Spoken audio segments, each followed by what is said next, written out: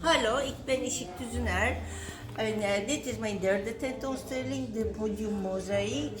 En ook eerder Arti et Amiciti en ook NDSM ETKA tentoonstelling meegemaakt.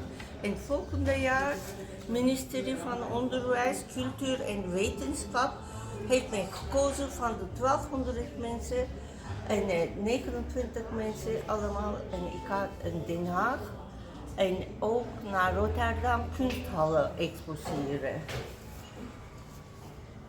Ja, en ik ben lid van de Arti, 40 jaar. En ze hebben tijdschrift Articula. Daar sta ik deze keer mijn kunstuitingen en alles en ja, wat ik maak.